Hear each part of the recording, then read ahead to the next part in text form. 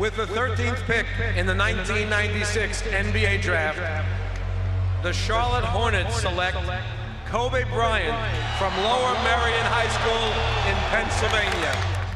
In 1996, the Charlotte Hornets made a huge mistake and missed out on Kobe Bryant, a franchise player and a 5-time NBA champion. Imagine if the Charlotte Hornets actually got Kobe Bryant and kept him in the 1996 NBA draft. So in 1996, the new relocated Charlotte Hornets selected Kobe Bryant with their 13th pick. They would eventually trade his draft rights away for Lakers center Vlade Divac. Today, it's easy to say that the Hornets obviously would never have done this deal if they knew that they'd be getting an MVP, a 5-time champion, and one of the greatest of all time. But at the time, it actually did make sense, after they did lose Charlotte Hornets' own Alonzo Mourning to the Miami Heat. Getting an NBA franchise in 1988, the Hornets didn't go long until they became one of the most popular teams in the NBA. In fact, in the 1996-97 season, the Charlotte Hornets ranked first in the league in attendance. Prior to the 96-97 season, the Hornets did have an obvious need for a center, trading away star big man Alonzo Mourning the season before to the Miami Heat, and Larry Johnson was traded away to the New York Knicks, who gave up Anthony Mason. The 96-97 season would be played with Grieger in the middle and Mason at power forward. These guys were reasonably decent players, but nothing crazy. Remember, at this point in time, Kobe wasn't anything crazy either. He was just finding his steps in the NBA as an 18-year-old. It took him a little bit longer to develop in Charlotte, as he didn't have any great mentors at the time. The Charlotte Hornets, they didn't have any draft pick in 1997, but in 1998, they selected Ricky Davis. Davis would have a decent career for the Charlotte Hornets, but actually, if the Hornets had Kobe Bryant, they don't need another shooting guard. So they actually don't select Ricky Davis. They trade him away to the Bucks. Originally, the Bucks trade Dirk Nowitzki to the Dallas Mavericks for Robert Traylor in the 1998 NBA season. Traylor turned out to be one of the biggest busts in NBA history, and the trade was claimed to be one of the worst that the NBA has ever seen. In this scenario, it was actually a trade that would send Dirk to Charlotte for Ricky Davis and a future second-round pick. So in the end, it wasn't as bad for the Bucks, and we all know what Dirk becomes for the Hornets. And then, in the perfect world of what could have been, the Hornets would be set with their first-round pick in the 1999 NBA season. With the 3rd pick in the 1999 NBA Draft, the Charlotte Hornets select Baron Davis from UCLA, who actually was point guard Baron Davis. And they would also manage to acquire an original teammate of Kobe Bryant's. His name was Eddie Jones. He got traded to the Charlotte Hornets for Glenn Rice, J.R. Reid, and B.J. Armstrong on March 10th, 1999. Jones became a mentor for Kobe Bryant. So Hornets fans, your lineup looked like this for the 99-2000 season.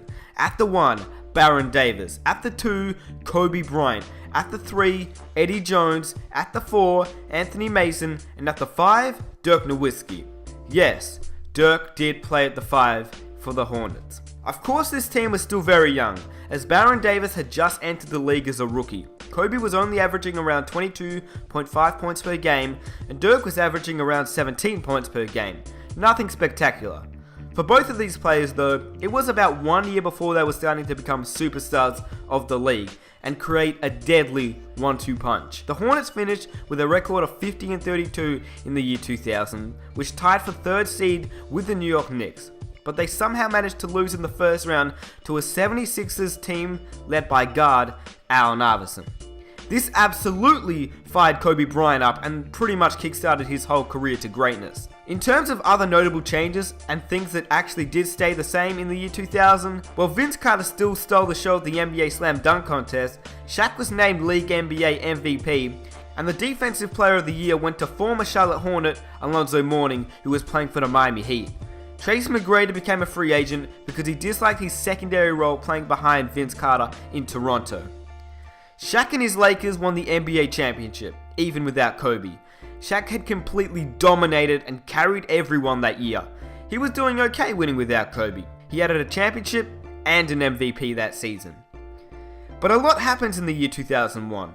Remember how I told you Tracy McGrady had become a free agent? Well, with no Kobe on the Lakers, They were in huge need of a shooting guard, and McGrady, he fit the role perfectly. He would team up with Shaq. What? Even though they had just won the NBA championship in the year 2000, the Lakers management didn't think that Shaq would carry them again, so T-Mac, he was a Laker.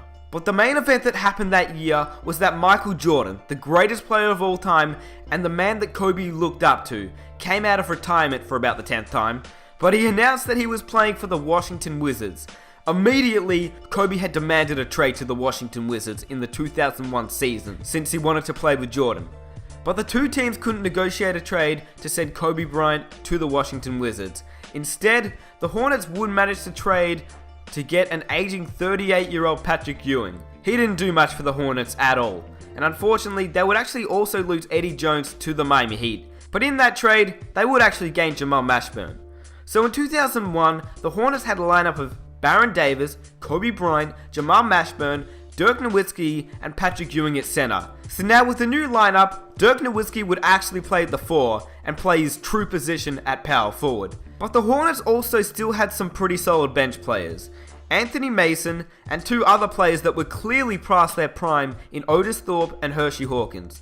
That season, the Hornets made it to the NBA Finals but lost to the Lakers, who won the championship. McGrady won the Finals MVP and Allen Iverson won the season MVP. In 2002, Anthony Mason became upset coming off the bench, and so he was traded to the Washington Wizards for 23-year-old Brendan Haywood. He would start, as Patrick Ewing would retire and become an assistant coach in Charlotte.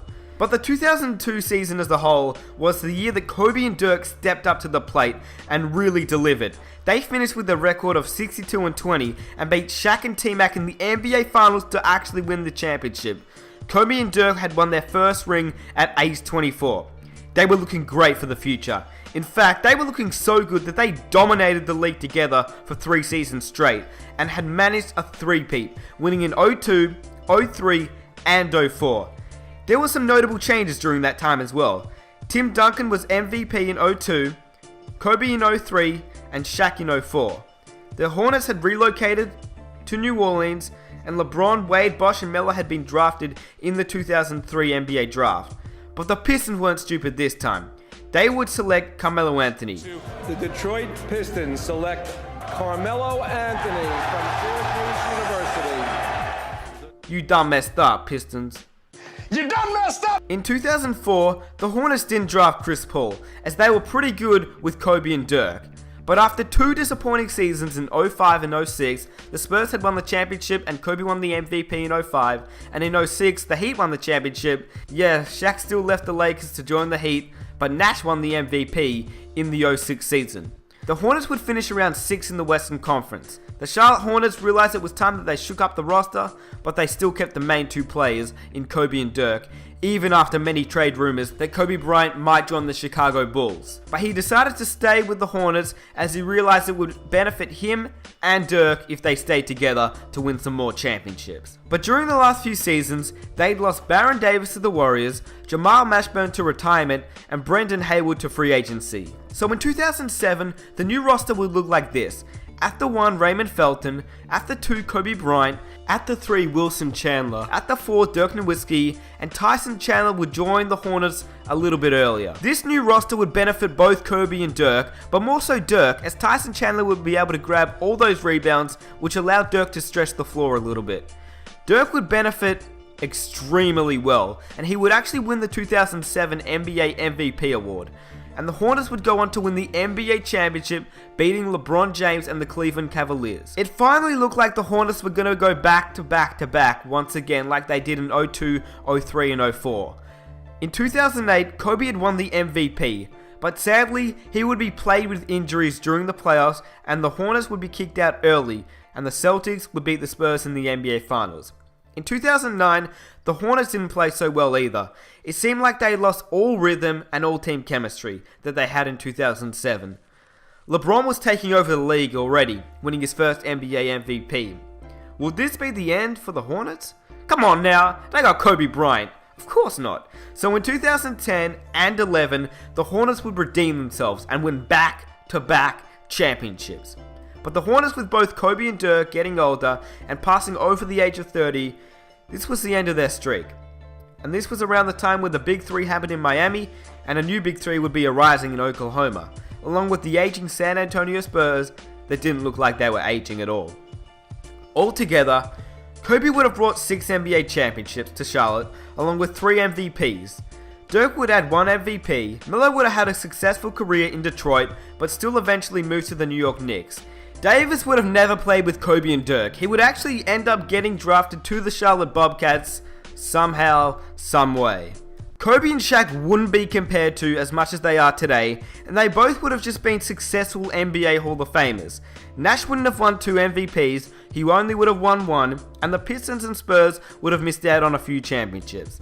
Tracy McGrady would actually be an NBA champion. Later down the road, Jordan would become the owner of the Charlotte Bobcats, and Kobe would become the owner of the Charlotte Hornets.